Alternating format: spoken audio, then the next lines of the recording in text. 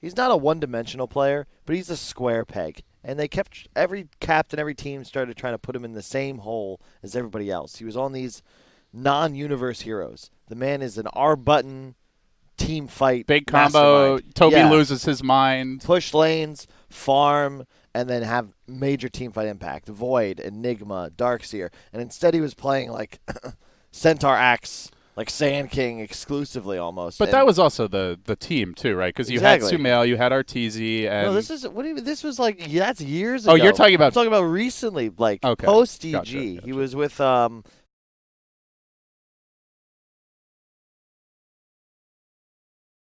these. Universe never played with J-Storm. Kyle, production. What are you doing to me? What do you mean? Someone's production didn't say anything. Kyle is hearing. Not quite in time. What are you talking production about? is definitely.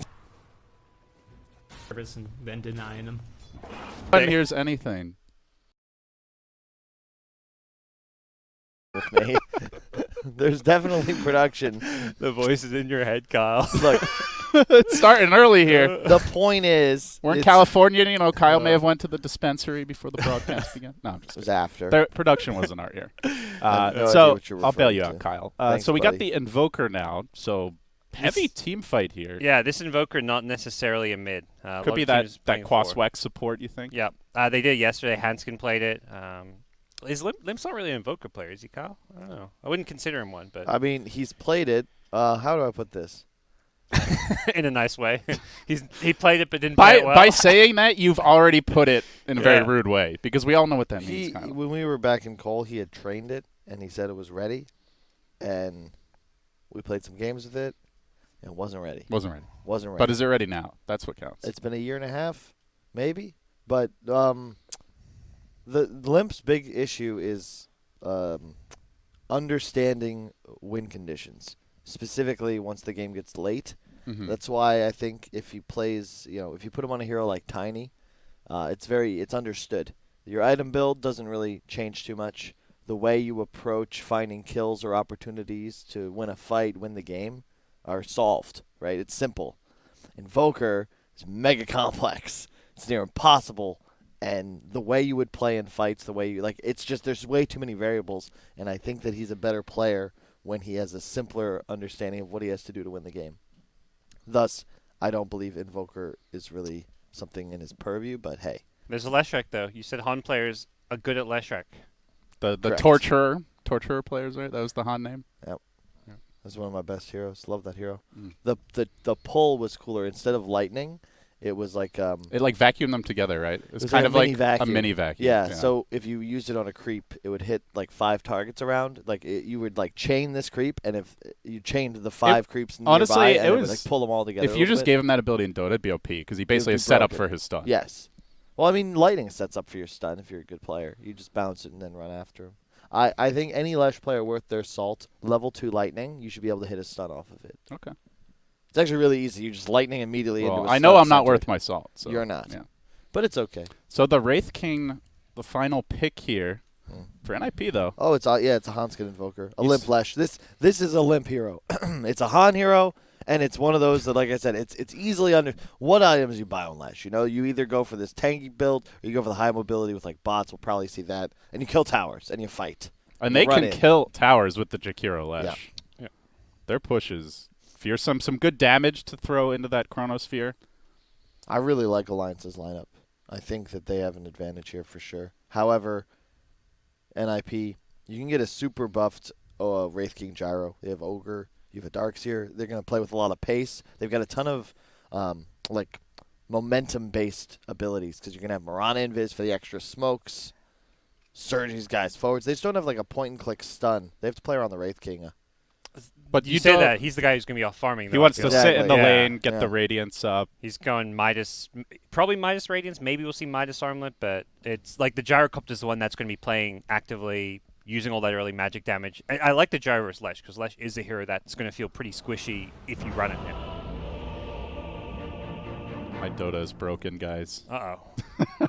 What'd you do? I remember back when I was casting before, for some reason it would never show those intro sequences properly. Must be something in my config. Are they still not? You don't get the intro sequences now, you're saying? Or well, I don't know. It just they didn't load this time anyway. Okay. So, all right, guys, here we go. Game 1, Alliance versus NIP. Got the boys heading out to the lanes now. This is an important matchup. These two teams, three-way tie, I believe, in their group for first place. Only 2 of the 5 teams in each group go to the playoffs. And I mean, Alliance and NIP, the 2 favorites, I'd say, of this group. But there's Godsent, as well as Ad Finum, who could theoretically contest those top spots.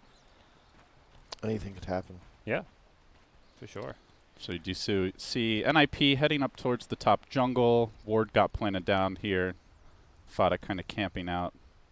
Will there be any arrow shenanigans early on? This is ex-teammates. You got PPD versus Fada. 30 seconds to battle. Is there beef there? There is now. We'll For make this some. series, yes. Yes. We got to create a storyline, you know. They hate each other. Once upon a time. Yeah.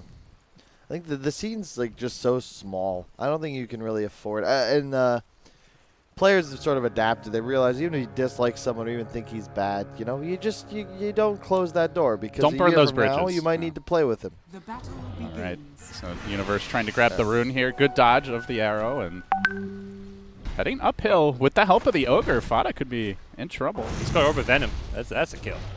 Looking like a dead twin head. First blood goes to Biver. First blood. It's big. It was ours all along. Can't ask for more. Oh, you can always ask for more. But it is a good start for sure. And you mentioned NIP is a very momentum-based lineup. They'll now grab another bounty rune. Very strong kill potential here early if they can hit some of those arrows. Gyro has 3 denies on this first wave, by the way. 4 denies. 0-4 Gunner. What a god. But this is a Han hero. I mean, he's just... He got denies using the homing missile. At least one of those denies I saw. He's not getting the last hits, but those 4 denies, I'm impressed. It's Gunner, man. People got no faith in Gunner. Everyone thought he was... Like, he got a lot of hype, obviously, because of the drama that went down a little earlier. And then people, they flipped around like, oh, Gunner's overrated. He's not actually that good. But he works so hard. He just wants to get good. We're paneling TI. Oh, hang on. Might be a dead Mirana here. Viper trying to run away. What happened? How did that happen? Was it a level 1 time lock proc, I assume? I believe so. He was in deep, pretty far ahead of Universe. I didn't see how it started exactly, though.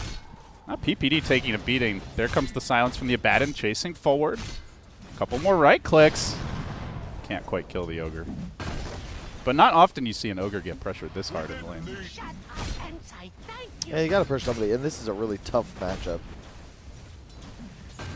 Like, we've seen this Quaswex Invoker support with an Abaddon before. It's really strong. The Cold Snap ensures the Curse proc comes off, and you just trade super effectively. And you can chase forever, basically. Yeah. Oh, mid lane? Oh. Gunner with the dive. He didn't get full Q off, or he might have gone for it. But yeah, Gunner was casting or like paneling TI finals, and the whole time he was just thinking to himself, you know, hey, I want to play. That's all he wants to do is play. Oh, look at that juke. God, Gunner's so good. Limp getting a nice arcane rune here. He's getting bodied, though. Now back the other way in the bottom lane. PPD on the chase. Very aggressive here in the laning stage. Both teams trading, chasing for those kills. End of the day CS-wise, looks like a bit of a lead developing for NIP. Especially those denies in the mid lane, the last hits for the other 2. Yeah, Peter's doing a good job just zoning down. I mean, may actually be in some trouble now. Can they finish him off, though? Out comes the Tornado. Perfect connection. They'll get the kill. They might go for more. Oh, wow. If they get the proc, I think... Oh, with the shield. They're diving it. No. Can't quite get the proc. Yeah, Peter needs to TP him with some regen here for his buddy. I'm surprised we haven't seen core Abaddons more often. This was something like... We saw it support, but I just like it so much more as a core now after the changes. Like, your curse is so good. This hero pushes towers so fast. Particularly in this, like, dual lane meta where you have these ranged 4s that lane with you that can benefit from the curse as well. You get that bonus attack speed when it procs. So. And you're up against a double melee lane, so you're going to get the hits off for sure. Yeah. Absolutely. That's a You good even point. have a deny mechanic built in if you want to skill your Q at 4. And Invoker's one of the greediest 4 positions you can get, and you're actually going to be able to win the lane just because of this combo. Suddenly, he doesn't feel greedy at all then. Yeah. Get your early levels, get some kills, and get to the point where you can have a little bit of team fight impact.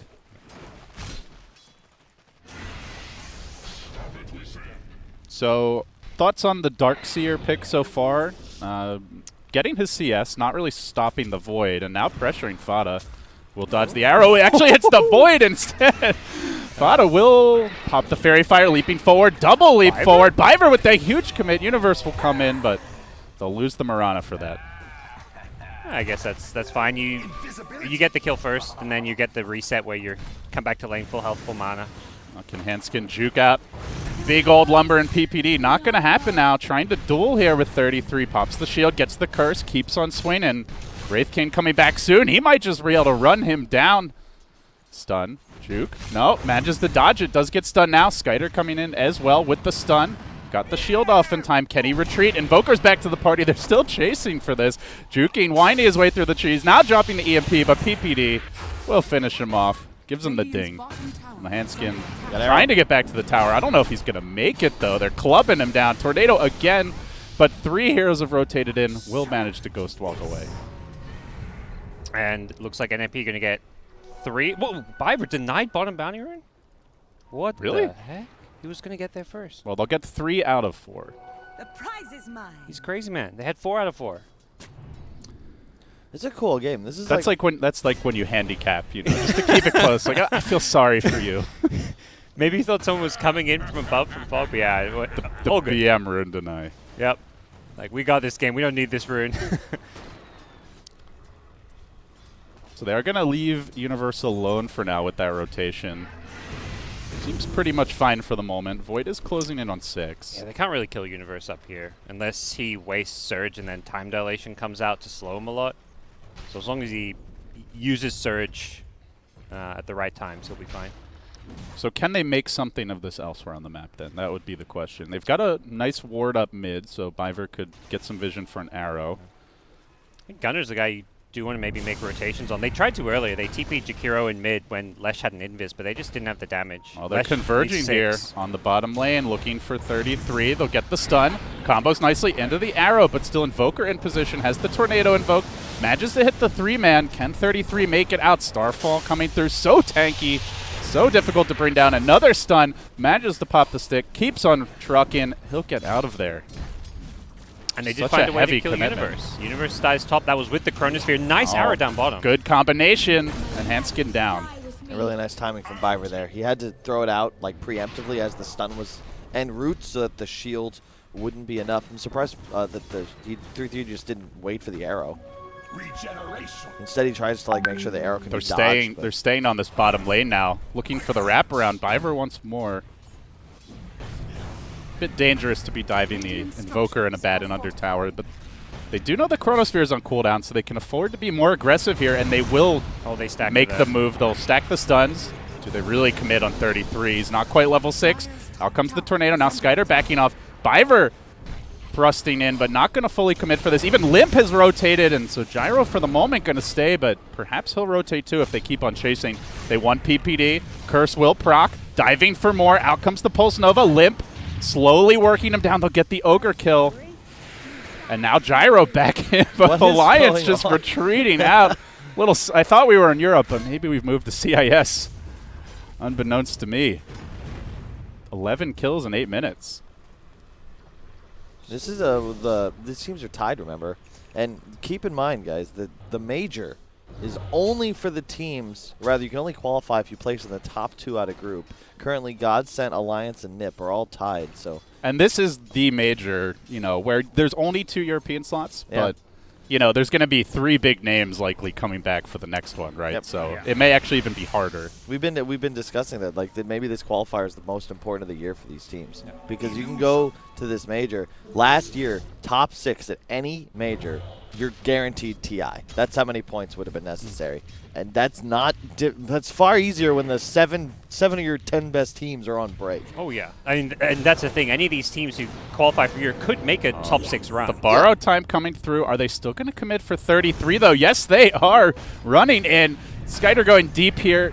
Can't quite find the kill. Biver he's leaping in, whoa. leaping out. He's had second thoughts, but he'll pay for it with his life. Nico Baby will manage to finish him off. Good rotation on the Chrono. Now jumping in again. Gets the dilation off, but doesn't have the follow-up.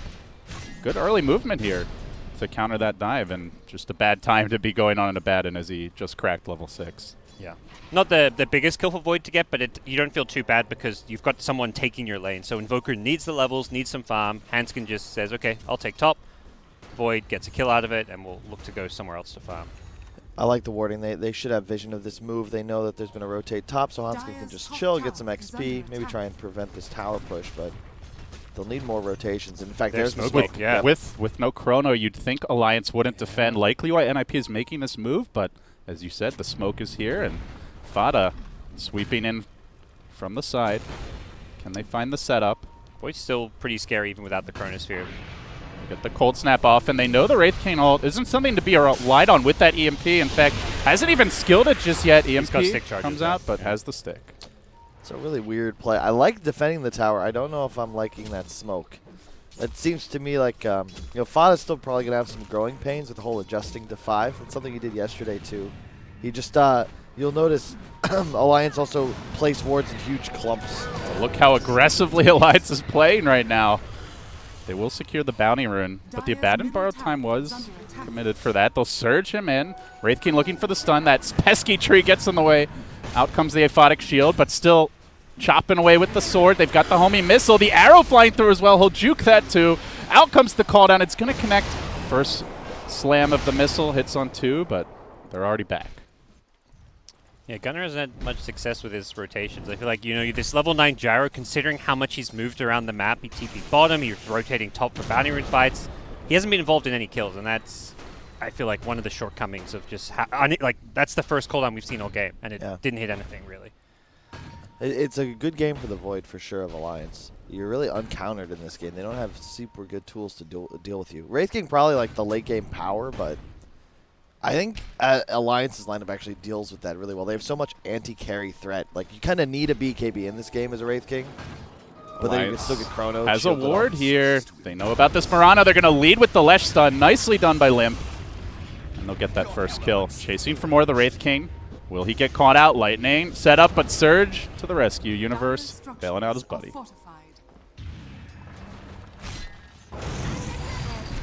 Hanskin's got a lot of levels, just farming lanes.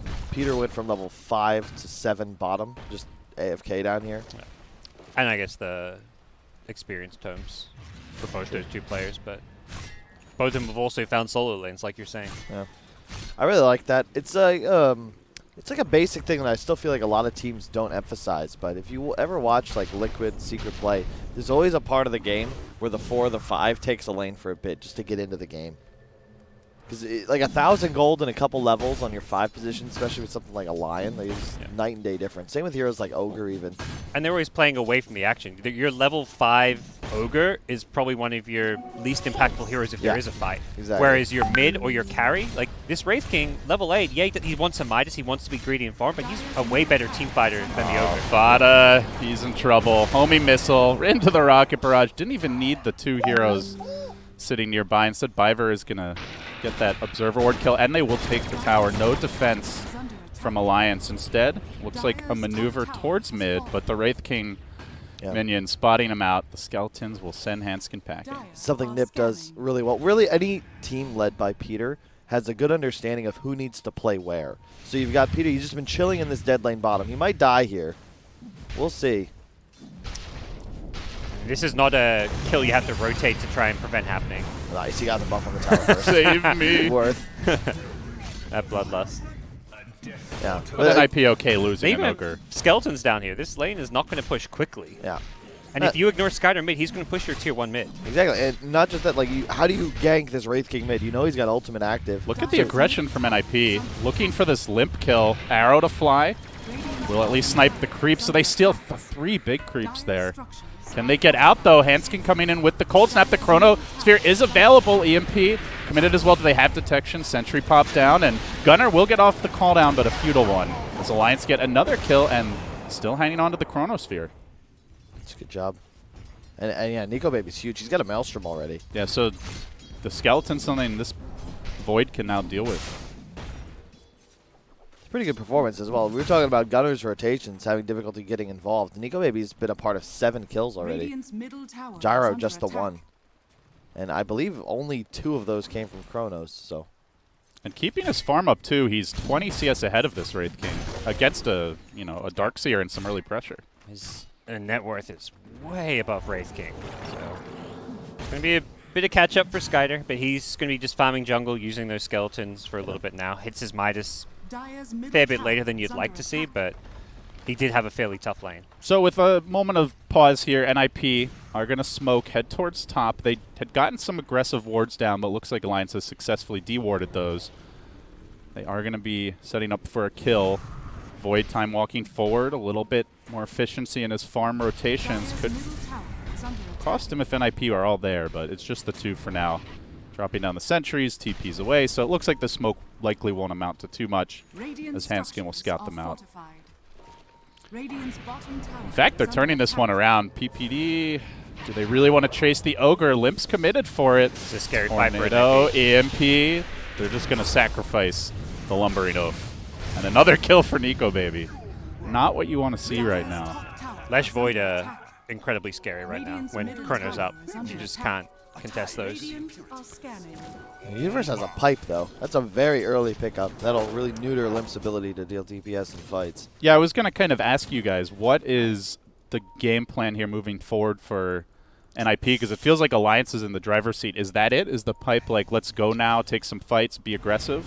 Well, I don't believe it's enough, though. Like, yeah, it's blocking a lot of damage, but teamfight-wise, like, Alliance, this Invoker, Tornado, EMP, Chronosphere, like, Jakiro, Leshek, like, there's just so much more teamfight on the Alliance side ready to go. I like the Darkseer a lot in this game, but I would I really think that the most important thing to combo with it, other than having melee heroes to shield and surge to get into fights, you want that vac into stun threat. And because they don't have that, I feel like Universe's game impact is going to be a bit limited because you can hit a huge vac wall, sure, but there's nothing to follow it up with. It's you can vac call down, into but call down, and they can likely get out. yeah. At least with a few of the Dire's middle heroes. tower is under attack. And when you're playing against like Void Abaddon, if you had like a double stun for those heroes, you'd catch both easily in a vac. But now, maybe you land an arrow or a stun combo, but if Abaddon's there, it's going to get shielded off. There's no way to prevent that. Let's see, do Alliance rotate mid? No, looks like they'll let the tier 1 drop. That's a big tower to take. Still the mid tower standing and healthy for NIP. Yeah. The fact they can get that just makes it so much easier for them to try and make moves in this enemy jungle. Although there is some good vision there. PD is going to find the D ward. Well, he's a little bit scared to go for it. But Just in range here of the Ops. He'll take that down too. And the ward wars have really been raging as Fiverr tries to leap away. Nico Baby in pursuit. A leap again. Not going to commit anything. Wants to save that chrono for a more important engagement. they're just looking for pickoffs, I feel. Like, anyone except Void, really. Maybe if you change some Void, but he's so tanky with this plus 12 strength talent now. Yeah. That they're trying to find a kill and just keep creating space for Wraith King to come online. They can't fight till they beat KB on Gyro, I feel like. Yeah, you've got a pipe, but Gyro's going to die in Chronosphere, even if he gets that pipe buff up. Note, Limp, only 1 point in the ultimate, guys. Never put that second Why point did in I a heard level that 12. one from you before, Kyle? I say it every time. Every time, gods. People Yeah. still don't do it sometimes. Okay. I'm going to play Lesh with you in pubs just to annoy you. Just Get can't level 2 can't all. support it mana cost wise. Yeah, it's at this point. 20 more mana for activation and 20 more mana per second for going from 100 to 140 damage. Mhm. And it's primarily a farming tool. The moment you upgrade it once, it's no longer what you can farm with because it's that much more expensive. So after like your first big mana item, then you upgrade Yeah, it? then it's okay. But a lot of people also they get it level 3 too early, and that's when the mana cost just kind of gets absurd because it's 600 mana for 10 seconds plus 110 activation. If there's any kind of mana burn on the enemy team, especially like one of these heroes like Gyro to pick up Diffusal later, it's just you just don't have mana. It's like if every time your red light turns to green, you slam on the gas, and suddenly you're like, where's my fuel? Why am I getting 5 miles per gallon? Radiant structures Alliance are going to start to congregate here, though. Mustering a push on the bottom tier 2, and the trade is there for an IP, or at least the attempted trade. They're going to need a little more firepower to bring this Tower down in time, it looks like. I think they got the right idea. But Alliance is already rotating. They're not actually committing the full squad. They're going for the kill on mid. This would be a big one. Skyder caught out. He's getting close to the Sacred Relic. The Chronosphere ready. They're going to drop it early, wasting no time in securing this kill. Can they burst him down? You betcha. Oh, they thought they had him. They do turn back at the final moment and secure the kill. Got a little greedy there, Alliance, but they will get it in the end. So the Relic delayed, the Radiance deferred, and Alliance looking for more. Setup comes through. Good arrow, but not going to matter. Nico Baby still getting another kill. PPD going down. Make it 3. NIP getting run over. Looking more like pajamas than ninjas right now. Yeah, Nico Baby's playing flawlessly. This is probably his best hero, and he's been ideal. Really nice move from Alliance. They just cut across the map. They had that lane ward middle, felt confident. And you can see there was 3-man wall vac, but you know this is the new Darkseer. He's top net worth, sure, but his offensive power is just not there yet. And NIP even see that one coming. Like, he hadn't leveled the reincarnation, but the second he gets ganked, he puts 2 points in it. Like, 4 TPs come in. He's farming in that dangerous place because he knows he's near tower. NIP can back him up quickly, but they kill him so easily that first time with the Yule Scepter that it doesn't matter that he has reincarnation. It was a great feint because they kept the push going bottom. It really, you saw NIP going for the trade top, and it seems like, okay, we're just trading towers. You know, I can go farm mid, and in fact, they had already made their move to flank the Wraith King.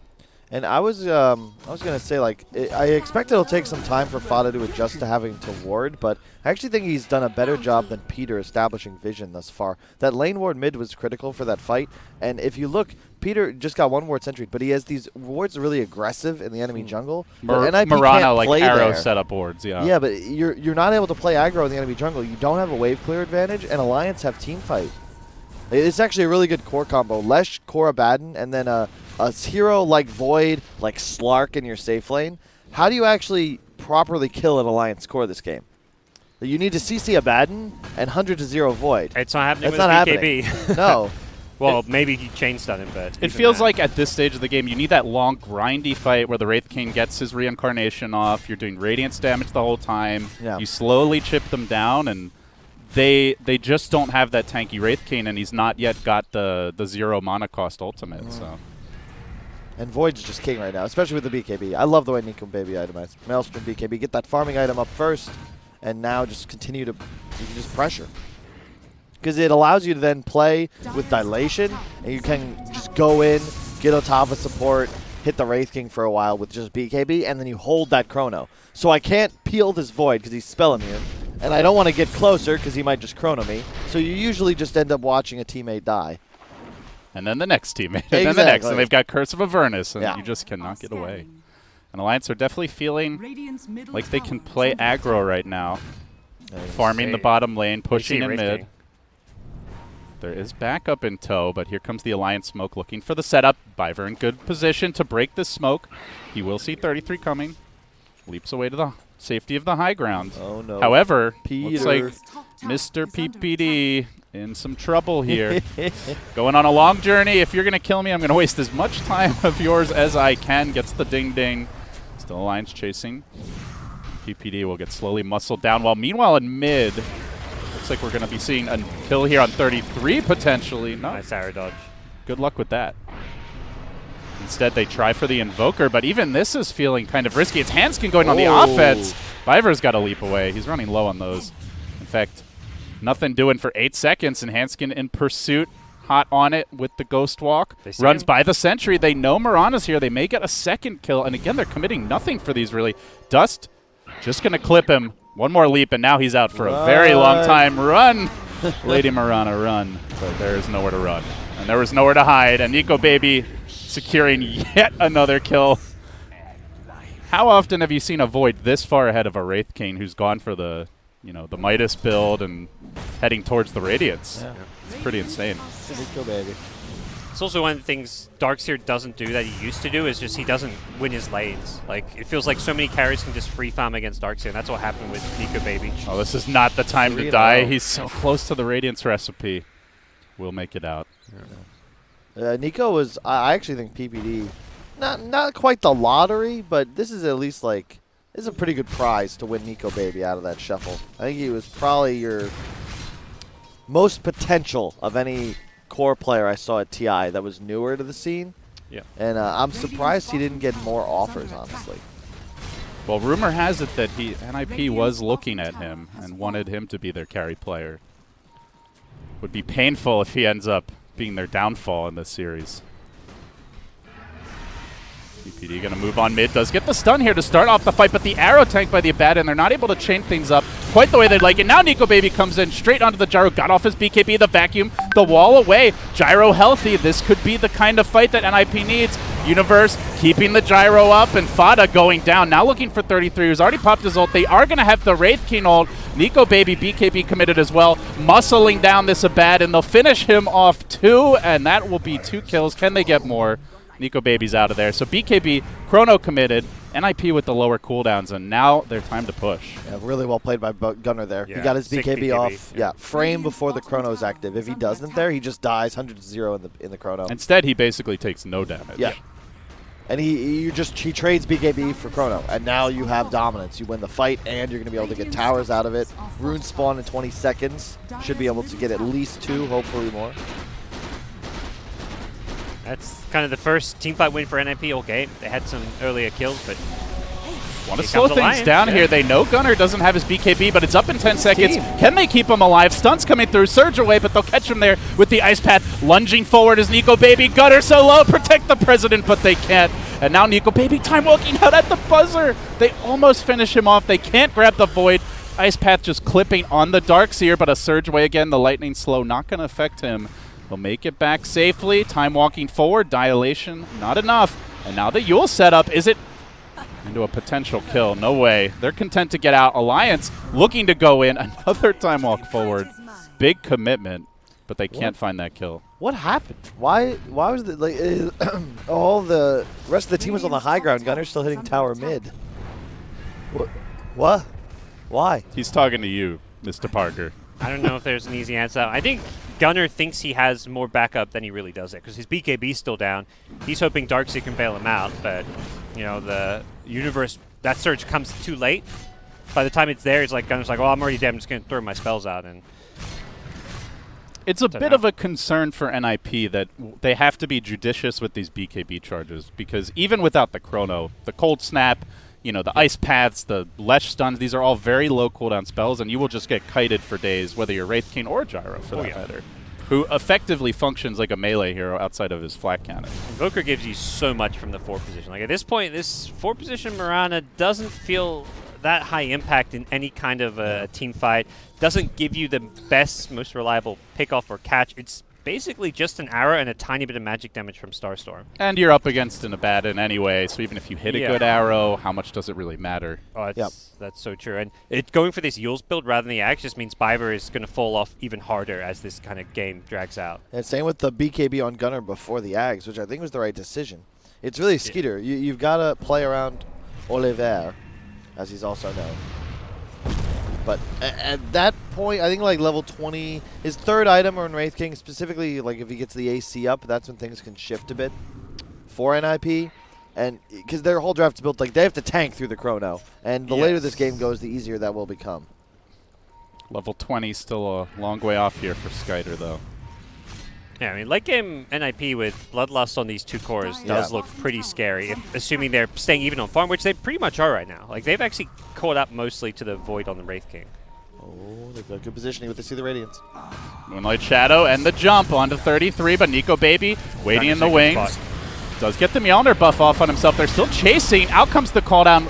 Decently placed, but the pipe here for the moment, protecting the Abaddon, keeping him alive. He's got the borrow time. Chrono back in. They want to engage. Alliance looking to take the fight. The Gyrocopter getting absolutely battered down. And next onto the Mirana, shredded as well. Alliance baited them in, then sprung the trap. You gotta, oh man. Like, you gotta feel that coming. Gunner goes in. It was a great start to the fight by NIP, but you use all your spells and your BKB fades. Like, Alliance just go in. They might get more. Universe not getting out of here, it looks like, with the Pulse Nova chipping away. He falls to 4 heroes dead. That is brutal, and straight into the pit. Yeah. Give Nico Baby an Aegis. I mean, hats off to Nico Baby. Like, when that rotation comes, he just hides in the trees and waits. He's just waiting. The Gyro catches the backlines, like BKB's in, finds these supports, but Gyro can't kill people on his own. He needs stuns. He needs to play around his team, and and all they accomplished was getting Abaddon to proc his ult. And like that's the 10 seconds that. Well, they killed a Alliance Jakiro had who to had wait. buyback. That was the Yeah. beauty of it. Is Alliance sacrificed a hero with buyback to just win, get an easy fight. Even if he doesn't buy back, they still win that fight. Yeah. I've had enough pub games chasing a Baden and chasing a Baden. If you don't kill him at some point, Yeah. you're just like, oh shit, we fucked up. It's so tough because if they don't kill him and they ignore him, he's going to shield off all their stuns, like their arrows, their fire blast, their Wraith King stuns. So you kind of got to do something about him. But at the same time, he's a terrible target because he's got 2k health, pipe, and borrowed time. So It's interesting because they don't really have like. You'd love to have someone else who can start the voids, the fights here as the void, and Abaddon effectively is that hero simply by being a meat shield. He just kind of sits around, can stay in front, doesn't care if he gets caught out. And Nico Baby, as you mentioned, very patient, able to take advantage. no Chronosphere they are posing for, but yeah, they just don't want to find this Aegis. I don't think you can actually team fight Alliance any longer if you're Nib. You need a pick-off to start. You've got to abuse the Mirana Invis and a stun combo. Yep. Like, unfortunately, it's that same issue with Darkseer, and part of the reason we don't see this hero picked, sure, you've got Greaves and a pipe, but that doesn't keep someone alive in a Chronosphere. That's just being all in. And you don't really gain your team any damage. A Vac Wall doesn't do anything for you other than maybe acquire Abaddon's passive. The Moonlight Shadow initiation is onto the Abaddon again.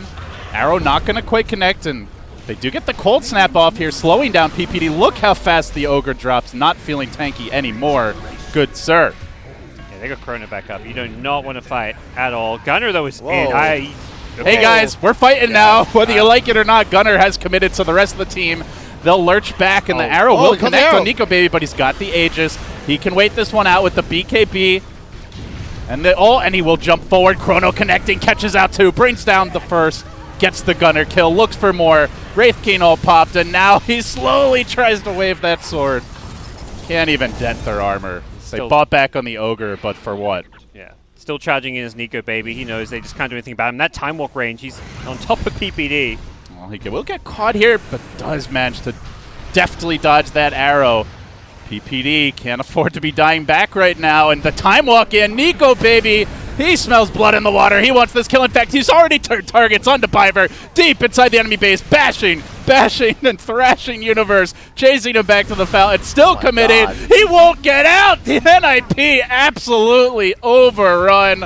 Alliance reigns supreme. A full wipe, a tier 2, and possibly, it looks like, very likely a lane of Rax here. I think I'm figuring out why this Void is first pick. His talents are busted, Kyle. Yes, they are. This 12 strength at level 10, that's insane. Most heroes get like +6 strength or something at level 10. And these 2 time walk talents, all these idiots who go damage and attack speed thinking they're carried, no, they don't know what they're doing. This is how you play Void.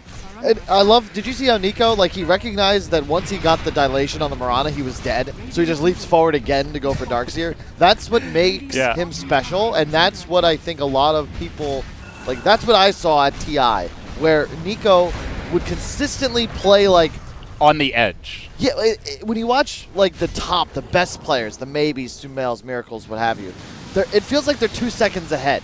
You know, they're thinking about the next move while they're still executing this one. And that's what Nico Baby's demonstrated. And again, it is his signature hero. It's Void. The talents are pretty good. He is set up for success. But, you know, the whole draft really coming together well.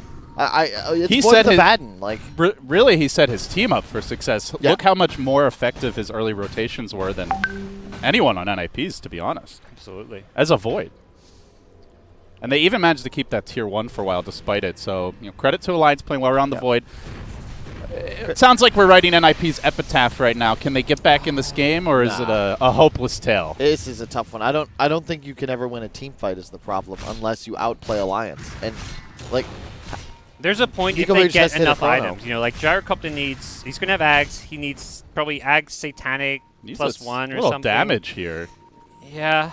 He's just hard to kill, but yeah, no damage items. And then Wraith King needs AC plus probably BKB as well even. If they can get like a couple more big items in their carries and goes late, sure, but it's not going late. making their move. Macropyre layered up nicely with the Chronosphere. Gyrocopter freshly toasted and now dead. Time walking in again. They'll get PPD as well. Does Alliance even chase for more? They'll take the bottom tower. They'll look for the second lane of Rax. NIP in shambles. They'll buy back for one last hurrah, but it's looking bad. When Nico Baby time walks in without Chronosphere fearlessly, he may lose his Aegis here. Still has the BKB. Time walks back out. Who are you kidding, gods? This guy is feeling rather immortal. The 5-man vacuum into the wall. Perfect combo, but no stun, no follow-up. Just a flashy play that amounts to nothing. Let's look at the Skiter. No, maybe not. Turns back around, gets the stun. He has his ultimate. He goes for that swing, but no, abandoned with the borrowed time. We'll make it out safely, and now, good blink away. Nico Baby. Committed to BKB, Rare but mistake. it will be a Rax. How's that a mistake? He BKB'd for the racks.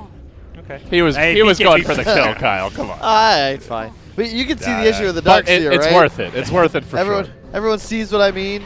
You can hit all the 5-man vacs in the world. It doesn't matter. And when you playing Darkseer and the enemy team, if I'm Alliance, I can say to my boys, hey, everybody, just stay together. We can't lose a team fight. There's no AoE threat. We can deal with all the possible damage a cooldown or a Radiance could output. Just go fight them.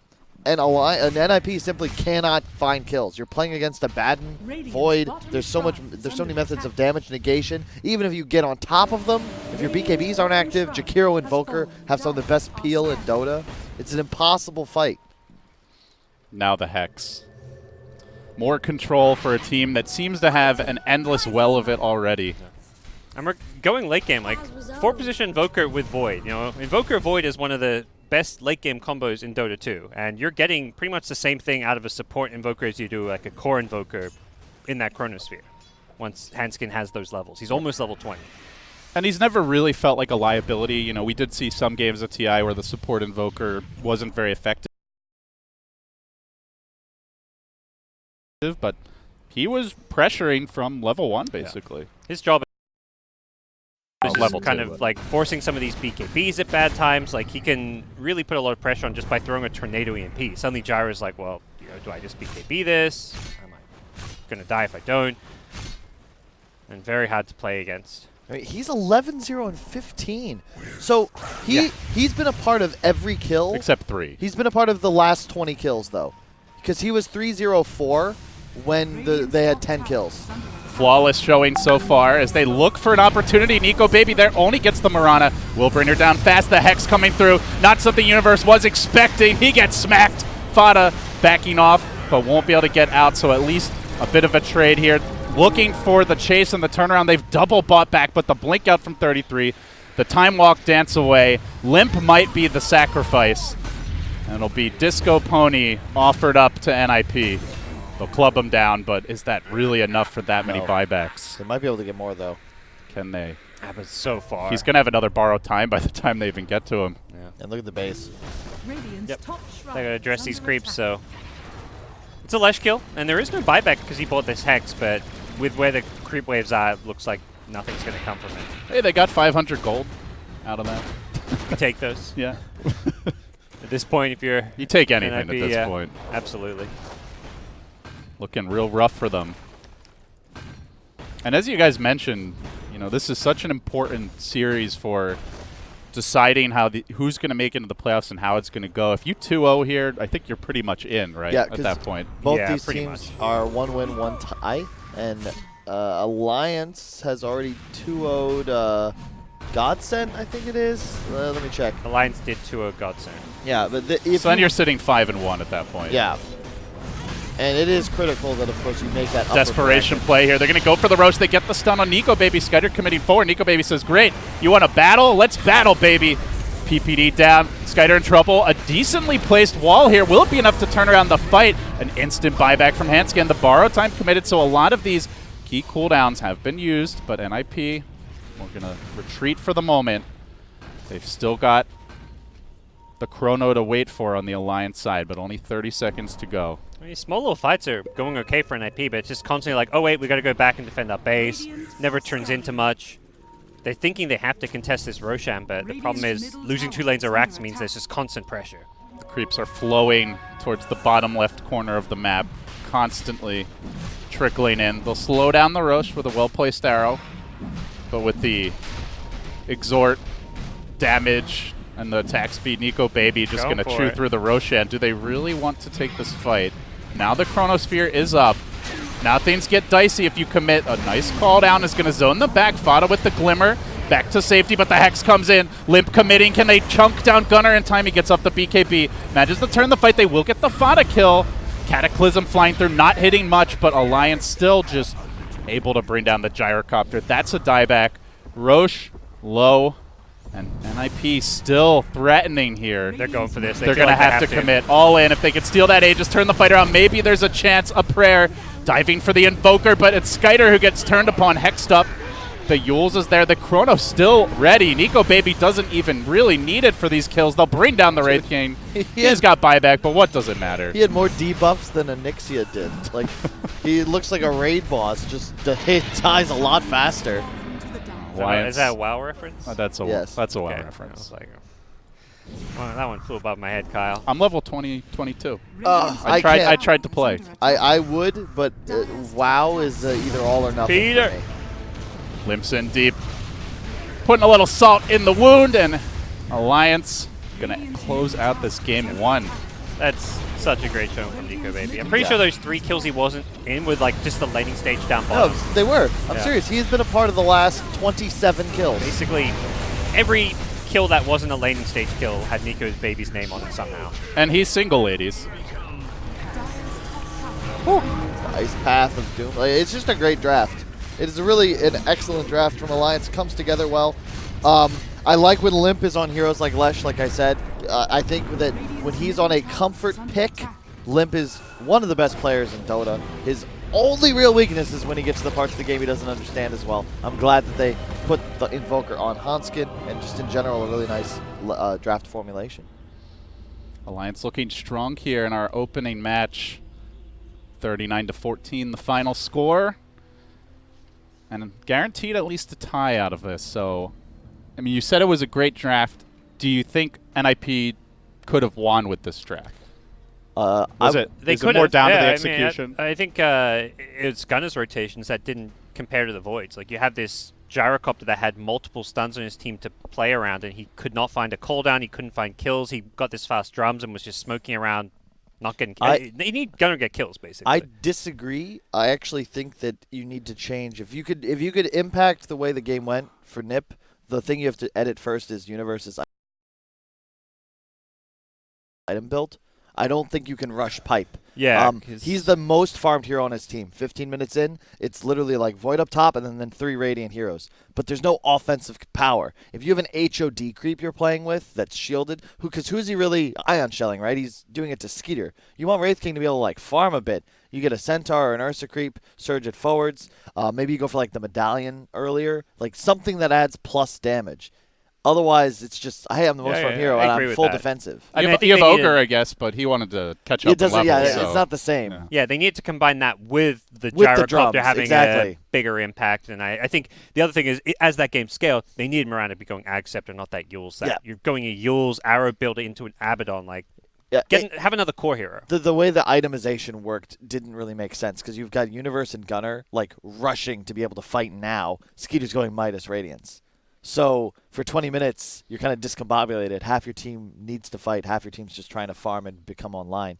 And that is just how Wraith King is played nowadays for the most part. We generally see that greedy late game farming, try to hit your timing at 30 minutes. So, I mean, could have gone for like an armlet, I guess, and tried to be more active early. But I mean, I would have rathered the armlet just because he was being active early. If you remember that fight where they jumped him mid and then he died, if he has an armlet for that engagement, I think it's going to be a bit different. But instead, it's just like, oh, shit, our Wraith King's dead. Oh, we got to fight anyway. Now we're dead. We've lost tower. And from there, Alliance have a very controllable game state. Well, that's how the cookie crumbles in Game 1. Alliance out to the 1-0 lead. Guys, you are watching King's Cup Quest for the DPC. We'll be back for Game 2 after this. Stay tuned.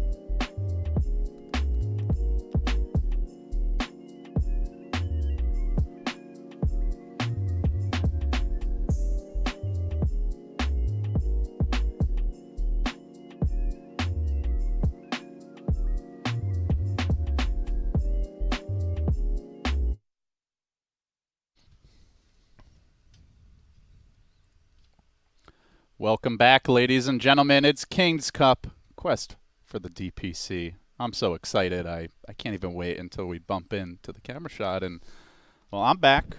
Alliance is back with a new roster and off to a hot start. Nico Baby dominant in that game one. On the Void, shows he knows how to counter his signature Wraith King. If anybody does, I guess it should be him. Game 2 coming up. Players in the lobby will probably get started here relatively soon. I like this new Alliance roster. You know, they could be as good as their old one. I think they picked up a good, solid team. Fata playing 5 position. I think he's a vocal guy. He's going to do well as a captain, even though he's always been a core player. And I think overall it's a good lineup. So interesting that transition from, you know, like kind of hot shot, you know, talented core, eventually going into like, it seems like usually the playmaking, like kind of off lane or support, and then eventually you end up more often than not 5 position, like drafter, strategist for the team. You don't see like, you know, you don't usually see players go from support to carry though. Have there been any really? Yeah. I can't think of a single one on a prominent team. Maybe sometimes you'll see like a 2 becomes a 1 or something like that. That's true. Yeah. Well, I guess for a little while. His direction was more the other way though. Kuro did. You know, Kuro did on the old Secret. Yeah. He went from support for Navi, right, to he was the one in Secret for a while. Yeah, he had a period where he was playing 1. But yeah, I guess Notel was support, then core, kind of back to support. He played core on Fnatic, and then he played obviously 1 position on OG for a long time. Let's be honest, Notel can play anything. Yeah, I mean he's kind of like, I guess Fear's the other one. Fear's gone back and forth a bit. There's a few of those players. But they had that like distinct core style where they're not like the greedy carry so much. They're not like the They're the game manager. Yeah. Not a Patrick Mahomes, you know. No. More of a who's your favorite game manager, Kyle? Oh God, I'm a Vikings fan. I used to say that the Case Keenums of the world. I actually don't mind him. Yeah? If we want to take, we'll take him back. Kyle and I are in a fantasy football league together. Yeah, we're playing each other. We're playing this week. Yeah. It's not looking great for me. Yeah, it's looking better than it was at the start of the week. Yeah. All you have to do is continue choking. You know, that's really what I'm banking on. Not my actual like own good drafting or skill, but just my opponent's fucking up, which is basically what I do in Dota every day when I play my pub. So you know, nothing's really changed for me in any arena. Whoever's less bad, that's Dota a lot of the time. It's better to be lucky than good, so they say. Who says that? They. They? Oh. It's like the ethereal they. Yeah. It's like I've said this before, I think, but it's like when you read a news story and they ask a question, the answer's always no. What? What? am I missing something? Okay. He's hearing voices in his head now. He's speaking in tongues. Why is the answer always no? Because it's clickbait. It's like, hey, do you know what a Psy can do for you? Or I don't know. That's a dumb one. I can't think of an example. Guys, it's early. What if it's not a yes or no question? The answer is just no. 5 secrets that Dota casters everywhere don't want you to know. Yeah, there you go. That's a good one. What are the BuzzFeed century. That's what we live in. Yeah. I actually saw... So you know how they refer to like post-World War II as like the boomers? Our generation is the doomers. I like that a lot. You know what one of the best BuzzFeed, it wasn't an article, it was a YouTube video was? It was ranking Dota players and talents' eyebrows. Really? LD I think was like top 2. Eyebrow game. My eyelash game is pretty strong too. They're very long. There's a video. Luscious. You know? Yeah, you do have very... They're like arced eyebrows. So all the hair that I've lost up here is, you know, here. It's as long as you're not losing that hair, you're fine. Yeah. You just get a treatment. And here. You can just put. You can just. I'll donate my hair. You can just like plug it in there. I don't want your hair, Kyle. Why? It's luxurious. It's very soft. It might make me start thinking weird stuff, hearing voices. I'd stay away. Yeah. Guys, I'm not that crazy. Okay. Game 2 though. Before we go too crazy. We've got a draft. We've got a first pick gyrocopter. NIP sticking to their guns here. Yeah. It was actually Alliance who banned out the Void. Yeah, no Void. They it's his first pick hero now, apparently. With Void Kunkka Magban, Gyro becomes one of the best heroes in the patch. But like as you can see, if there's a Void, you just can't play this hero properly. Gyro's the ideal like mid to late game scaling like it's the only spread damage core that's like super powerful right now. Heroes like Luna and Deuce are kind of out of favor. Gyro, you have like the BKB Ags. You're indestructible, and you deal so much damage. And your mixed damage, which is key. Ooh, so Alliance Rubik Legion Commander off the bat. They already banned the Mirana. Usually it feels, for me at least, it feels like you see this Legion when you want to be able to press something big off. I guess the missile stun is okay. But They must feel like this is a really strong lane, Rubik Legion, because it's not like either of these is like a top big meta first pick worthy hero. But I mean, laning stage is super solid. The new LC build we're seeing where you max the second spell, the heal, combine it with a Rubik in lane with Fade Bolt, you have a big CSing advantage. so you max the heal over the overwhelming odds. We've seen that a bit more, yeah. Like just get 1 point in overwhelming odds. Okay. Maybe even a couple points in passive. Like it was like a 1-3-2 build I think we saw yesterday. Gotcha. That's what Seb was doing at TI when he played Legion Commander. Overwhelming odds just no longer the spell people like. They get the one value point because all that matters is being able to last hit the range creeps, and you only need 1 point in the skill to do that. And it also doesn't change the move speed bonus. So it's more... Just damage, really. Yeah, exactly. So it's more about just staying alive. So if you queue for the range creep, you have like 3 times the heal when you're level 5 if you put the 3rd point in. Right. And it also allows you to trade. So the support comes to click you, and you just buff yourself, heal the damage, and then you have tons of bonus attack speed too. Yeah. Laning stage is so much about a regen battle these days. Yeah, it really it's is. like trying to force your opponents to use your regen at a rate faster than, you're using your own. Well, no regen selected here for NIP just yet, as far as heroes go. And they do have a lot of damage, so duel is like it's a risky endeavor. You drop the duel, suddenly the call down, the rocket barrage, the tiny combo are coming out, so it definitely feels like this Legion pick is not about that. At least not yet. Yeah, I don't think you want to go into like a Legion pick thinking we're gonna get plus 100 more damage. It's just let's focus on early game, and if you have a good early game, you transition well. But they'll ban the Abaddon. So you talked about lane sustain. This is a hero that can provide it. Strong laner. Seems like one of the preferred offlaners. We saw it last game. We saw it yesterday. And Alliance themselves already have their offlaners, so they don't need a bad. Could be a support. LC? Could be mid. Limp loves it. I don't believe in it mid, but it could be. How do you guys see this Tiny fitting in for NIP? It's kind of flat. It's 4 position or a mid, I'd say. Yeah. That's one of the reasons Tiny was being a top pick. TI, for OG especially. For the longest time, yeah. The last 3 months, it's just been first pick material, and then it's got a few nerfs. It's particularly weaker as a 4 with the toss cooldown, but it's still a great hero. I think it's a core more so now because you're more level dependent. The hero's the same once you reach a point in the mid game, and I think as a support, like previously you'd see Tiny sometimes be like level 7, level 8. They have a blink dagger. That's not nearly as effective now because of the changes to both the way stun and toss scale and damage, and then cooldown. So it's just I don't know. I like it if you use the toss back as well, which you can do with the gyro. Yeah, the a mid gyro with those tossbacks, or even just a safe lane gyro and Tiny's roaming around. You get tossed into the barrage, you're dead. Yeah, pretty much. And then there's a rocket just on you. Yeah, because normally you see that rocket coming, you either kill it or you just run back to your tower to safety. But so if you're tossed in, they're also going to ban out the Omni. So wanting to, prevent any of these like fight turning healers and disruptors from coming onto the NIP side. They're just heroes that back up a gyrocopter really well, and it seems kind of the meta for these 3 positions to be these tanky, these thick boys, as Kyle calls them. Thick boys. And they just enable your cores really well. We saw it last game. The Abaddon didn't do anything flashy or wasn't like this crazy hero.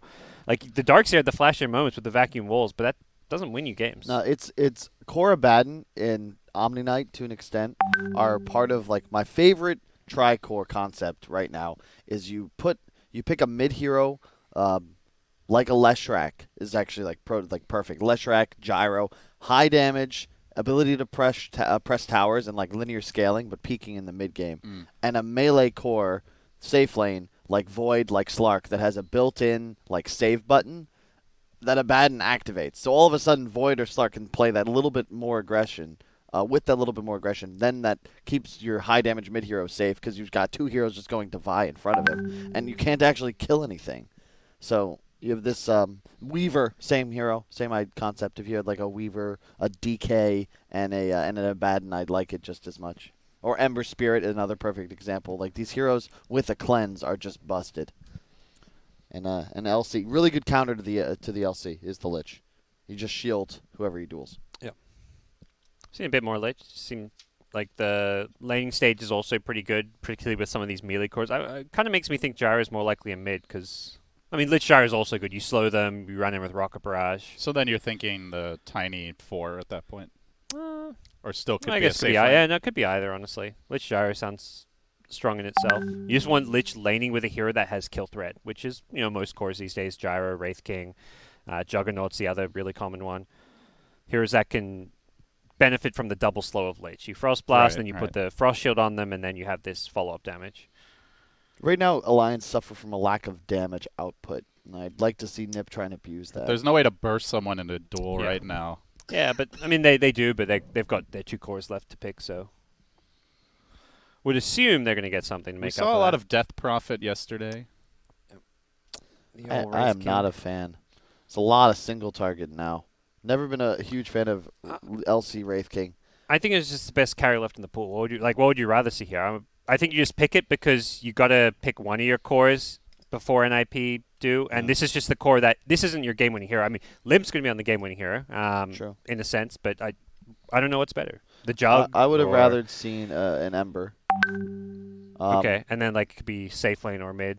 Yeah, I wouldn't have minded even a Razor in that situation, to be honest. But then I guess are people picking Razor nowadays? Not really. No, I'm not. I wouldn't. I think Razor, there's just so much magic damage there. It's like you're not feeling a lot from the static link necessarily. Like Gyro still does damage into static link. Maybe even Sven's kind of dead. Sven could have been a possibility. I mean, this is such a meta dictated by having good lanes, and that's where Wraith King is strong laner. Doesn't lose his lane really. Can have tough lanes, but he won't typically lose. Well, 2 melee cores into a Tidehunter and a Gyro. I mean, this is so much AoE, so much control.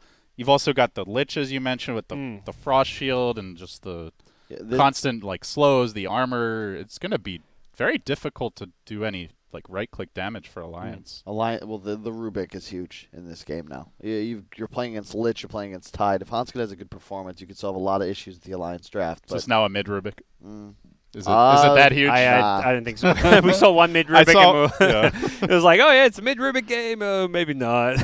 Somewhere Dendy was smiling. But, games. If you assume that lanes aren't like a total snowball for one team, I'm telling you, 80% of the time, 90% of the time, if you look at the 2 drafts and you say, all right, at some point, if these 5 heroes just ran down the river into each other. Into like a meat blender. And everyone got their spells off, who would win? If one team would decisively win, easily, right?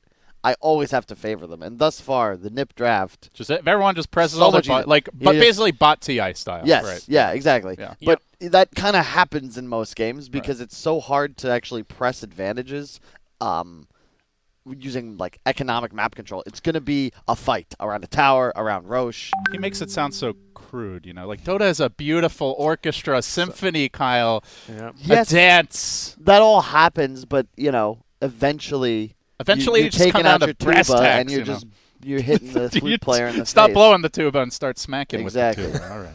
Kyle Dota.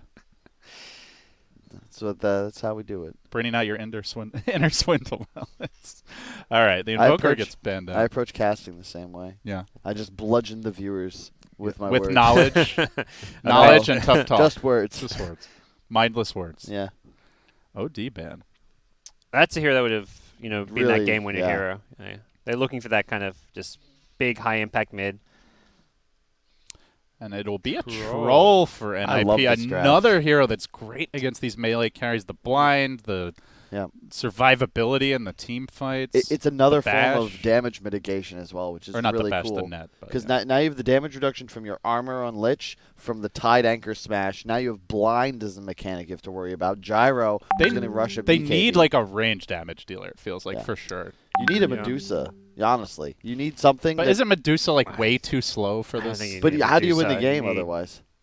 But is there another hero like that can fight earlier, You mentioned Luna's out of favor as well. I liked those the back to the Ember idea doesn't sound too bad. Even like a storm spirit. Like Storm- this is a good storm it's game. a terrible storm game. How? Troll, you hate playing against Troll. You Why hate do you playing play against against Tide. Troll? Because you get A storm? blinded constantly. You can't actually deal overload. Your damage. overload doesn't work if Yeah. you miss. I Okay. don't think that's like a hard counter storm by any means. It's not not fun, a I counter, but guess. I'm just look. Storms hates playing against massive team fight, Okay. and that's what this is. Because you can't actually. This is a death ball lineup. Yeah, it's a for death ball sure. lineup, and early game is a possibility. That I love. This is the right pick. I did and this is one of Limp's mention best heroes. they picked it twice yesterday. Yeah, right? And yeah. they won both games in like 25, 28 minutes. Yep, I should have seen that So, one coming. It's again mixed damage, spread damage, has the ability to kill towers. It's got AOE. Doesn't some care about utility. being blinded. Builds Exactly. tanky to survive Yeah. the combo. So on paper, it sounds good. Yep. Yeah. And, it's actually the right. There isn't a better hero here. It kind of functions like a Dusa, right? In concept, in terms of how it'll position in the team fight. The fact that you'll front line, you'll be the one hitting the tower. It's just a different manner of achieving the same result. Come to think of it, I am slightly surprised NIP didn't ban it because Alliance did pick this twice yesterday. Yeah. But I guess OD also could be very scary this game. A lot of heroes are gonna get neutered by that ult. Yeah, they don't have much to do with a BKB OD right now. No. If that came into play, suddenly you're building up a lot of int and just blowing people up. But yeah. Good gives them a way to win this game. This death There's ball a hope. pick. I like, There's a hope. Oh, I mean, I don't think it was. That's the thing. Like their draft was always going to look kind of a little bit weaker because they're utilizing the 10th pick to pull their draft together. That's like the idea with having last pick of the draft. So things come together for them. And these lanes to me still look pretty scary. Like Legion, Rubik. To Wraith me, King, should Jakiro. win their lane. Maybe the Wraith King lane, Jakiro. But we'll see how that one goes. But Wraith King into Tide is Tide's very very good pick into Wraith King. Yep. You're not worried about the skeletons. You've got Anchor Smash. You've got damage reduction. But I think we could see Skyder getting pressured a lot. That's what happened last game. Nico Baby free farm. Skyder was playing catch up, and that had a big impact over how the game went. All right, we enter the field of battle here, getting ready for game number 2. Alliance to take the first. They're busting out the Death Prophet to try and close this one out. And we'll see. It does put them on somewhat of a. Who's on that? I don't know if they're on a clock as Alliance, but it's a more difficult game for sure for them to execute. You got a player on the DP ult. Limp's going to need to have rotations without jeopardizing his farming patterns. Nico Baby's probably going to go for a more active build. And then Hanskin, he's got to steal a Ravage or a Chain Frost or something to have that high game impact. Whereas NIP, you just kind of hit your buttons and things start to die if they're out of position. Not going to see the early skirmishes this time around, it appears. Well, maybe. Maybe. There's a lot of heroes bottom. Both teams want NIP bottom are heroes. moving in. Viver's got the boots. Alliance brought their mid, though. They brought the gang. Well, I guess Gunner's here, too. They're But wrapping around. This could go south as they move south. NIP looking to sneak in. Alliance have numbers. They've got the 4v3. They're thinking about it. It's Gunner out in front. Fada sweeping through the trees. Hello, Gyrocopter. Then they bring him down. The toss back towards the Rubik, who's ready with the body block. Hanskin should be able to finish this off. Gunner low, pops the Fairy Fire. Not quite enough damage just yet. They've got another stun. Oh, they'll zap him. And the kill secured. So you wanted a good game for the Rubik, and Hanskin off to a hot start. Tried to leave the kill for Limp to get there. You want your mid ideally to get that kill, but just steals in the end. Probably early boots here for the Rubik, so Yeah. should be beneficial. Yep. 33. Going to take some early damage, but Hanskin's already made the rotation. So our lanes are going to shape up. The Rubik Legion headed to the off lane. The Jakiro Wraith King down bottom up against the Tide Tiny double melee versus the Jakiro. Not really much tossback threat here. I feel like Biver's going to struggle to find someone to have impact on this game. There's the tossbacks mid, sure, but anytime he's missing from bottom, I feel like you're going to be expecting that one.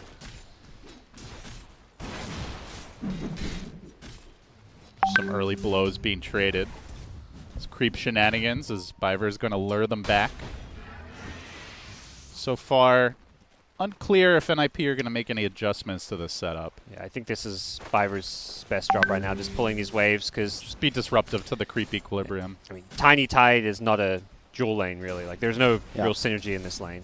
But it works well because you can't stop the Tiny from pulling, and then he can try and give some solo XP to Tide later on. Yep. In theory, you want to actually play away from him because you just need level 2 as a Tiny. Yeah. So you pull waves from him, and then you go rotate mid or just mess with Fada, mess with the last hits that Nico Baby's getting. Yep. Because you can't really deal with a Tide if he has a level advantage on your bottom as a Wraith King. Hanskin playing very aggressive here up in the top lane. Yeah, he's got the early stick with the first blood. He's got 33 who's got the press the attack. This is a scary lane. Well, they are going to try to turn back for the Rubik, but Hanskin's able to stay at range. They are bringing Skiter pretty low. A lot of pressure early on here for the Troll. 33 is 10 stick charges on Legion, so there's so much sustain between these two heroes. And they still have a fair amount of consumables available. Yep. And level 1 heal is 110 mana for 150 plus HP. And it also removes the blind. More skirmishing down bottom as Fada tanks a Gush Universe. Able to bring him low with the Anchor Smash. Biver does have 2 stick charges. Wouldn't be enough for another spell, though. So an IP will back off. In the mid lane thus far, very even as far as CS goes, guys. So a pretty close start here to the lanes. No massive advantages just yet. I think not. Yeah, absolutely. I think the big part of picking this Troll was making sure they had a core in this against this tough lane that can match up, because you need a strong laning core into this Legion Rubik lane, and Troll with the Lich there is at least getting some farm. He's got a lot of armor, pretty tanky, and especially with the blind, it's hard to finish him off. Yeah. Trying to bully Hanskin back. PPD working him down, but Hanskin gonna dance away around the trees, just playing with Peter for the moment. Yeah, as much as the CS-wise it looks kind of even, it does feel like Alliance are winning all these like harass trades. Like the NIP side are going through a lot more regen across all 3 lanes. Like even just taking a peek at net worth, like Radiant cores are doing a lot better. Again, the back and forth. Oh, Peter got the kill for that suicide. Oh, he did get him. Yeah, that was a suicide to the tower, but I guess he'd taken damage recently enough. Not channeling my Grand cameraman there, boys. And that's not really a miskill. That's I saw he he just was suicide to a tower. Okay. I'll do better, Grant. I promise. I'll make you proud. Isn't that better, Kyle? That Peter gets the kill rather than the gold being spread anyways? I agree. I think it's always better for 5s to get kills, personally. No, better. I mean, better for Alliance. No. It's gold going to a 5 rather than. You know how hard it is cores. to get gold as a 5? Yeah, but it's the same amount of overall gold, right? Or is it not? Did you get more if it's a kill? Actually, I don't know how the math works on that. I think it's about team net worth nowadays, where you'll see sometimes numbers get really weird because the team will be like down by less than 1,000, but because they get a kill, there's like a multiplier attached to the net worth differential. Okay. And that's where it gets significant. But that Limp. takes a while. He knew Biver was here. They did get the scan off. Can he get the toss back? He will. Hello, Death Prophet. Can they finish the job, though? Does start sucking away and turning around onto Biver. One more. Doesn't even need the auto attack. Able to just drain him down with the Spirit Siphon. So an ambitious toss that backfires. It's a really nice play. And then 3 bounties to top it off. So Alliance quickly seizing the initiative here. Yeah, they're playing really well. They're winning both mid and top lane, even though the CS is kind of even. They at least have advantages in those lanes. And these lanes kind of get harder. Like 33 already has his first Bracer out on Legion Commander. I love the build too. Just 0-2-2, going straight for the trade. Yep. And you can't beat this hero in lane when he goes this build if you're even. Already 1,000 health. Troll sitting on only 800 here. Yeah, I mean, the kill threat from NIP is very magic damage based, so even just this Bracer, you get a bit of extra magic resist, you get HP. You just feel so incredibly tanky because of that. And it seems NIP are just all in on going for these mid kills. There's another smoke rotation from Biver. Yep. It's not the play. Like, you don't want to try and kill DP until you She's drive level 6. 6 now, Has too. double Spirit Yeah. Siphons. This isn't a kill. I think maybe just get a ward down, but... Hanskin and PPD duking it out. Hanskin definitely getting harassed pretty heavily here. Doesn't seem to have a great spot as Biver makes his move in. Is he going to find the Rubik? No. They'll try to head towards the Mid lane. Legion, but I mean, good luck killing this guy I don't know anytime what soon. They're gonna is doing here. He's level 5. gush. Oh, he gets the Spirit Siphon off. He had haste, so he's trying to bait a TP out maybe. Yeah. But there was no way they get a kill there. Yeah.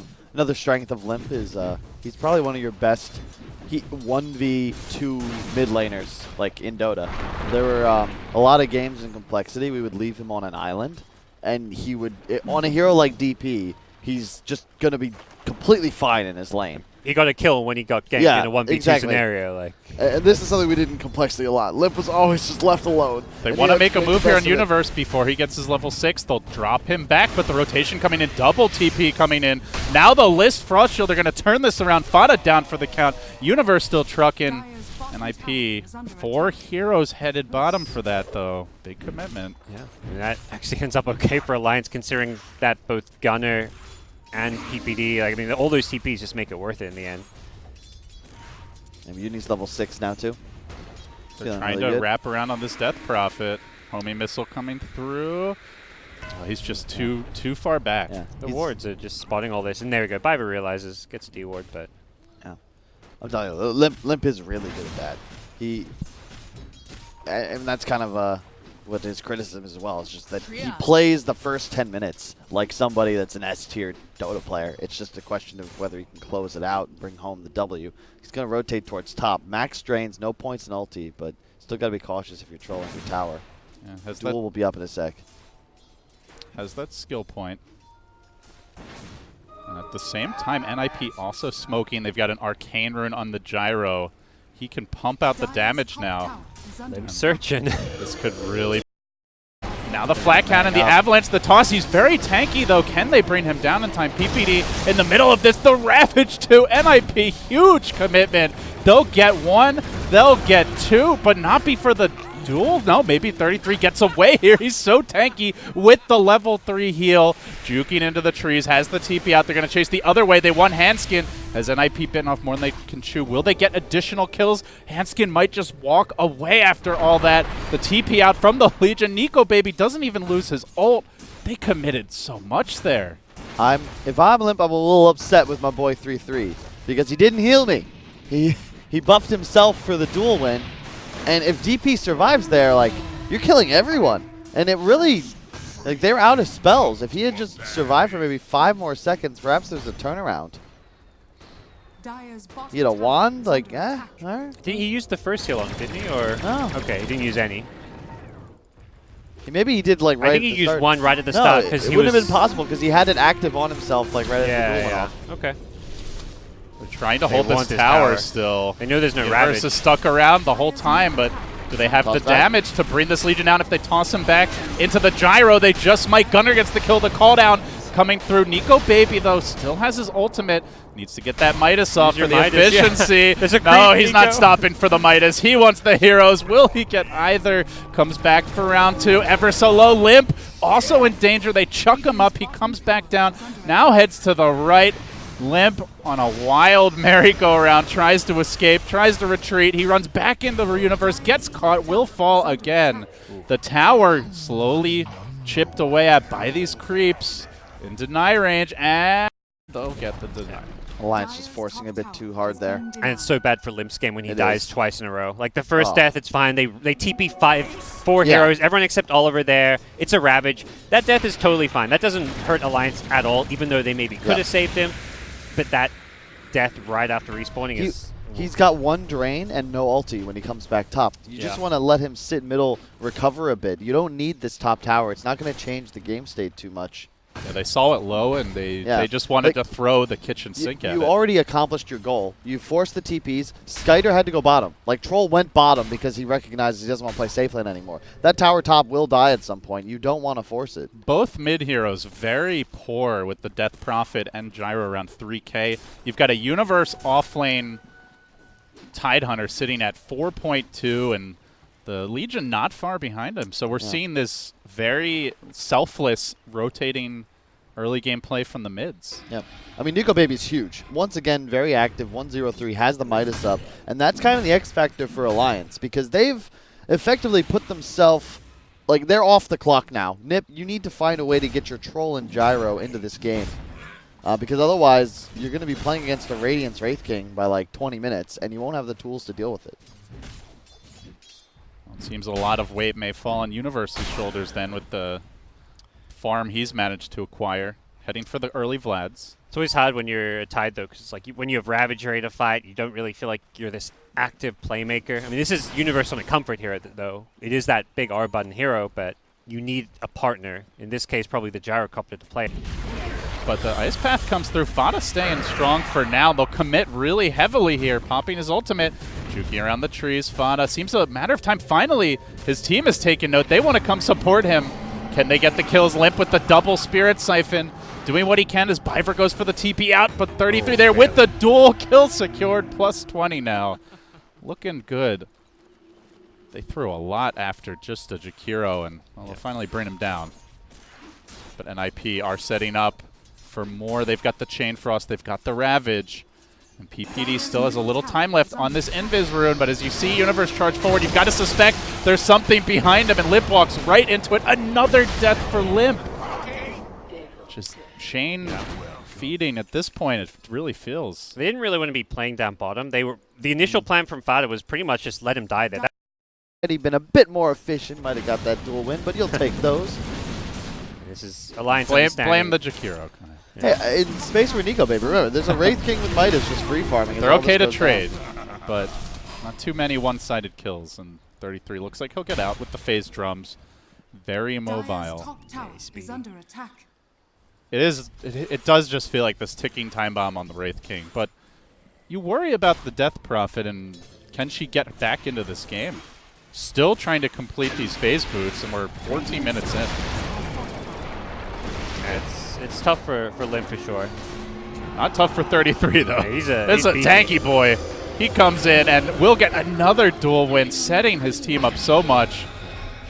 They commit the Exorcism. They want this tower. No Ravage for a minute. Alliance playing the timings very nicely, making their move with the stolen Rocket Barrage. Universe is not as tanky as he thinks he is. Great play there from the Rubik. Hanskin swagging out. That spell amp with Rocket Barrage. Oof. Chain Frost, it's bouncing, but not much. Limp, not again. Can he get away here? The team to the rescue. Hanskin coming in from the side. He's killing off cores, and 33 charging forward too. Skyder joins the fight, but can that troll man mode against 4? I don't think so. Make it 5. Wow. 4 heroes dead for NIP. The worst time to fight too. No Ravage available for any of that, and one by one trickling in. That wasn't, like, Nico wasn't really even there. Like, I don't... That's terrifying. They're just, like, running into Alliance, and they're outplaying them. Like, I don't... They are, but at the same time, they're trying to fight, like, a troll. This is a troll with no items. Like, this is not a hero that wants to be fighting. Like, I don't understand why Skyder's TPing in there to try and defend this tower into Exorcism and the Death Prophet. And your Tide's dead with no Ravage. Like, it's a very simple strategy. With Ravage up, go fight. With no Ravage, don't fight. And if you try and force it, like, Alliance can play that aggressive because they know there's no threat of Uni TPing in to turn things around. He'd already died. And they've look at the spell damage that this team possesses. You know, all of these heroes have at least 2 active abilities that provide utility. Well, let me ask you about that. Given that the Vlad's first here on the Tide, do you feel like there should be a pipe rush, or is this still the way to go? You kind of always go Vlad's first. It just gives you sustain, the mana regen. He felt so squishy with the stolen Rocket Barrage. Like, he just melts to the Rubik. Has to really respect the nuke damage. Yeah, if he'd spent more of this downtime when he doesn't have Ravage farming, and he would have like a Hood by now, I think things would look a lot better, because he is the most farmed on his team, but he's still forcing these fights when they don't need to. Well, they can force one now. They've got the Ravage up. Universe sweeping in from the side, but Fada will simply retreat. And it looks like they will sacrifice the Tier 1 without having to commit the Ravage. No tower trade elsewhere on the map for now. Just a little farming as Hanskin closing in on his Aether Lens. This Radiance timing is so scary. NIP don't have any items really to match up against it. Both cores aren't going to have BKB for a long time. Neither Troll nor Gyro feels like they can really team fight. Tower is under attack. And the problem with the NIP lineup is just look at the damage output as far as spells, right? Troll doesn't really have much. Lich has ulti, sure. Tide's lower damage. Alliance have so many nukers. They're looking to fight bottom. PBD? No heals. Also, Alliance has, they're pretty tanky when you start to look like Jakiro support. You've got the Rubik. LC with the heal.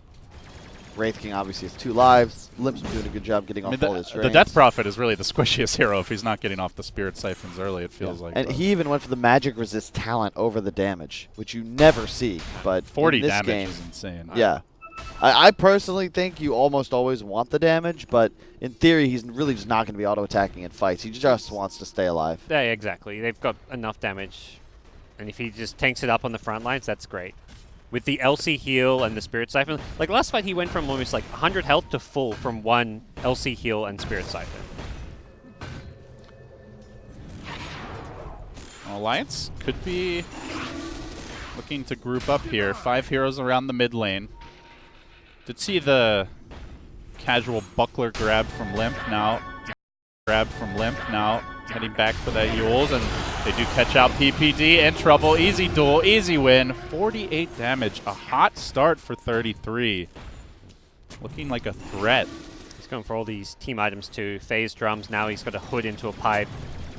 This is the new style of offlane. Even when you're playing these non-traditional, like tanky, team fight-oriented item offlanes, you're still getting them. I love watching Nico Baby play, guys. I'm telling you, this dude's the truth. His farming patterns are strong, but even little things like ditching camps early to just come top, push this wave, set up for the next move for Alliance. It'll be timed with his Radiance purchase. He's already got the courier at the side shop. Just very efficient, but it's more important, like his movement makes sense. Yeah. And he's always thinking about how does he farm in a way that ensures his team gets helped out as much as possible. He hasn't left top since like 10 minutes in. They're ready to take an objective now. Radiance arrives, and the march is on. Fada's still hanging out near mid. They've got a ward set up. They do have the duel available. They're going to go for PPD. Another duel win. 66 damage. They're just farming the Lich at this point. Peter. I mean, they've got that vision. And Bivert, They get caught. Quelling Blade through, gets the stun.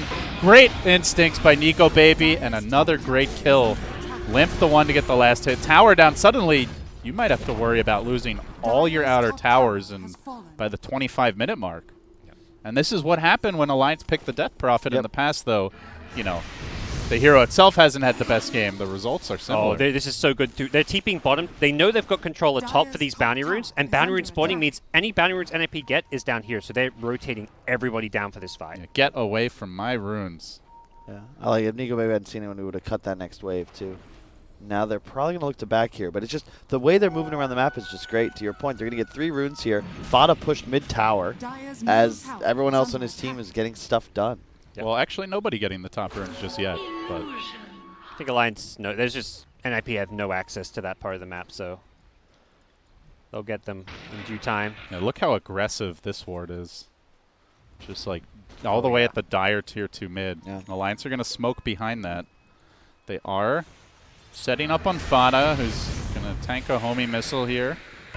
Alliance looking for their opportunity to jump in, and they're likely going to see a retreating hero head towards that ward. Up the hill they go. Drums getting popped, turns off the Radiance so as not to give it up, but Gunnar also popping his drums, desperately retreating, so we'll dodge the gank. Universe, though, he's in some trouble. He's going to have to TP out of here, it looks like. I don't know if they'll make it in time. Oh, they get the lift. They got duel. This is looking like a dead Tidehunter. No backup in sight, no tier 2 to go to. They'll even get another duel win. This Legion is quickly becoming a hard carry at this rate. Chasing down for Peter, too. They're getting outplayed everywhere around this map. Alliance are playing this game like they're on faster settings. NIP, I said I love their teamfight lineup, still do, but you know, when you get beaten in the lanes and then you aren't able to find those fights. You know, we've seen Ravage used twice, I think both times for solo kills. Alliance they're just out farming, outplaying, outpacing. Well, they invested so much in those early game fights. I think we saw 2, 4, or 5 hero rotations trying to set up a Ravage victory, and at best the fights were like a wash, or even I think they lost one of them. And then all the while, Nico Baby is just farming away, and now look at him. I'm telling you, it's where he's farming, though. That's most important. He was in the aggro jungle and top lane like this whole time. It makes it not just natural for Alliance to play. I mean, you mentioned using the skeletons effectively. Like he has them walking behind the tower, scouting out heroes. NIP can't really make a play on that side of the map when he's around. His Fada will get the TP out. No luck there. Fada's, his understanding of how to play this 5 position, I've been so impressed. He's like always down here, uses Macro Pyre. As soon as he's at the dangerous farm, he just drops Macro Pyre, hides, and goes for the TP out. He got caught that one time. This time he's out in time. Yep, and that's how, again, it goes back to the movement. It's because you want your Nico baby, your like strong hero that's trying to accelerate, and you want to play around. He goes the off lane. You let your 5 just kind of die in the safe lane. Maybe he does, maybe he doesn't, but he has to play the dead area of the map. I mean, saying 5, he's actually got more farm than Rubik is the crazy thing. Not that Hanskin's doing anything wrong, just the nature of Jakiro pushing waves has gotten him a lot of farm. Both supports having a lot of impact here in Alliance overall. Yeah. The number of times we've seen NIP chasing after Jakiro, whether or not they get the kill, and all the while other lanes are being farmed, no one else is being ganked. They got a blink on Wraith King now. It's go time. You could theoretically just keep pushing. You have Jakiro and DP with the healing of an LC. I mean, we talked about the meat grinder. I think at this point, Alliance actually win in that meat grinder. They do. I believe the pipe is flying out right now for Legion. Is under attack. Maybe just wait next exorcism and even consider threatening high ground. But is there any plan B for NIP? Like, you're going to get out-farmed so hard against this Wraith King. You've got a Troll who's gone for an early defusal, so definitely wants to be battling, and it just feels like you can't battle unless Alliance are really out of position. You're sticking with your plan A, which is just try and form your cores, your Troll and your Gyro, and then fight with BKB. Nico Baby ain't having it. Onto the tower he goes, brains in the army. Still has that one ranged creep on the high ground, but Universe gonna take care of it with a girthy anchor smash. Risky liquid fire. They are committing here on Fata, but Glimmer Cape keeps him alive, and Wraith King lunges in, gets the PPD kill yet again. They're going to duel up the Tidehunter. Will he even get off the Ravage? He will, and then he dies immediately. The cooldown comes through. Good combination. I think Alliance thought they could burst, and they might pay for this. Nice Legion's still alive. He'll get back to safety. They're kiting Skyder. They're controlling him. The Troll is dead. And so too are more on the back lines. A triple kill for Nico Baby. Make it an Ultra. No, Limp with the double. All 5 survive. Tanky, Resilient, and Alliance waste no time with this Death Prophet pick and looking to end the game. We're under 25 minutes, and they're banging on the front door, kicking it in. NIP. Looks like they're going to get 2-0'd here. Oh, yeah. They're just so far ahead. Like, I don't think Fata probably should be going for that liquid fire on the tower there, but he's so tanky with all these items and the backup from Legion that he ends up being the perfect bait, even if that maybe wasn't the game plan from making that play. Yep. And if you buy more time for NIP here, if they're not so out-farmed by Nico Baby, perhaps that BKB timing comes out, they want to fight decisively and things could shift, but the DP pick for Alliance, just the way they've played this game, they really showed how right now in the meta, if you can take that 4K gold lead, get map control with it, it almost becomes 8 or 10 overnight. Then you get Aegis, now the towers fall, and the game kind of plays itself. Really well done. Well, first they beat the Wraith King, now they're showing NIP. This is how you play it. Nico Baby, definitely the star of this series. 0 deaths in 2 games. He's being flawless. And very involved, too. 13 out of 21 kills. Not quite on the level of the Void performance, but Wraith King, of course, more of a farmer in those early stages. And they will start threatening this Tier 2 bottom. They're just so good at, like, pretending and like faking NIP out like they're pushing a lane while hunting for kills. Like Hanskin and Limp there were almost finding a pick off at mid while like Wraith King showing bottom. Yeah, that's what we saw earlier when they were pushing the tier 2 and then they rotated onto mid, got the backstab last game. Yep. Really lulling NIP into a false sense of security. And if NIP avoid it, well, you're just going to go high ground now. This time you have Exorcism. That wasn't even available before. Full BKB in the stash here for Limp. Not that they necessarily need to wait for it. They'll just go high ground now. Reaching it as Nico Baby completed. Assault Caress is up, already headed towards the Abyssal Blade, should the game go that long. And just hammering away on the tier 3 bottom, looking for the second lane of Rax. Can NIP find a way in? Is there any hope for the ninjas in pajamas? It ain't looking too great. Looking for a blink tossback, I imagine, to start this one. 33 just waiting for that duel opportunity. Hasn't even bothered with the blink. Doesn't need it. They'll just keep on purging Nico Baby. Let him be the siege engine in the front lines, and he starts the fight. Blinks in, gets the crits on PPD, can't quite finish him off. There's the blink toss. Does bring the Legion Commander back, but that's a very tanky target to look to bring down. They get off a spell steal here. Handskin just gets the homie missile for now, and Limp standing strong with the BKB arriving. Exorcism up. Universe already having committed the Ravage. Retreats and won't make it out. Limp suddenly unstoppable after that rough start. And this game feeling all but over. Yeah, they'll get the melee Rex. Oh, maybe not. There's a Siege Creep. Playing it safe. Still has the Aegis, has the Reincarnation up again as well. But Nico Baby playing far back, going to let his team do the heavy lifting for a moment as the lift comes through. They lock down Gunner, keep on chipping away at him, and they will finish him off. Skyder now with the BKB rushing forward, but they're just going to walk away. The Troll doesn't have a whole lot of CC. Uh-oh. That feels bad. Now he may pay. He's going to get clipped by the end of the Ice Path. Another death, a 2-0. That's over. GG. Utter dominance. Really just an excellent performance by both of the Alliance cores. 7-3-16 on Limp, making the DP shine. Can't believe we didn't see it coming, but it was a perfect pick. They closed it out in 28. So NIP not out of it yet, but it's going to be a tough road from here on out with that 2-0. Yeah, I think they'll probably Puts have them one at more series 1-1-1, right? So they should be Yes. 3-3 overall, I believe. Yes, Alliance at 5-1. Yeah, and they're tied with Godsent now, and that is their last match. So NIP will play Godsent. If it's 1-1, we're going to have tiebreakers to see who will advance in the major qualifier. If it is 2-0 for either side, they will advance along with Alliance into that upper bracket. Adfinem still have a chance too. Yeah, they Adfinem play they're tied as well. 6-8-3. No, if Adfinem get a win, they're You're right. Sorry. Yeah, you're right. because Adfinem don't have any wins, but they have 3 draws. So those Correct. 3 teams, So are all Adfinem dead even. control their destiny right now, then. if they Yes. win, and then one of those other 2 teams wins, then there's going to be Oh, ties. then they'll play Yeah, for then- tiebreaker. yeah, but otherwise, I think it's very possible NIP Godsent's a tie, and then and Adfinem Adfinem win, and yeah. then Adfinem. Who's is in Adfinem playoffs. got left? 6-8-3, who have Who- currently not won a game. 6-8-3 are not looking too solid. Ooh. So Adfinem have This a is- really good shot. Kinda You've got crazy. some big names here on this NIP roster, and historically, you see like PPD Universe. It's like, okay, this is a tier 1 team. Of course, they're going to make it through, but there are no guarantees in King's Cup. Oh, for sure. Anything can Never. happen, Anything can happen. It's Dota. including beautiful Dota. Yeah.